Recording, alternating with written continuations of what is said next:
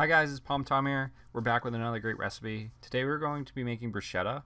This is a great recipe for any appetizer or side dish to complement any Italian fare, and it's super easy and delicious. My girlfriend loved it, and honestly, I wish I made more.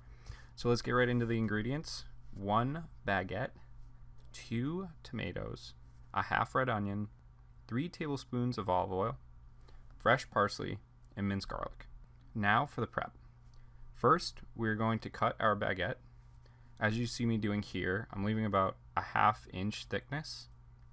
Then, when we are done cutting, we're going to drizzle a little olive oil over the bread. And make sure to get both sides. Here you can see I just flip over the pieces and use the olive oil that fell onto the cutting board to get to the other side. Then when we are done, we're going to put these into the toaster oven to crisp them up. You don't want to over toast them, just a nice light crunch will do the trick. While those are in the toaster, we can now dice up our 2 tomatoes and our red onion and our fresh parsley. Nothing special here, just get both the tomatoes and the onion nice and thin.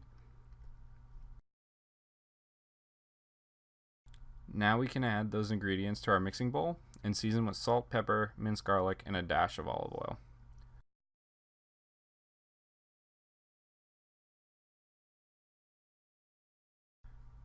By now, our bread should be good. We can take those out of the oven and place them to the side. When we have all our ingredients all mixed, we can then use a spoon to add our mixture to our toasted bread.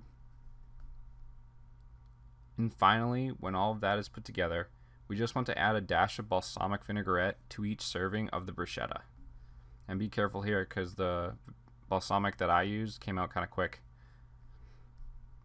And there you have it, easy, quick bruschetta, and again, it's a great addition to complement a meal, use as an appetizer, or even just a snack. I hope you enjoyed the video.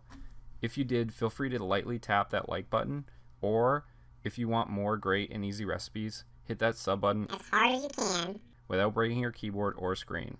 Thanks again for watching, and I hope I can help you again soon.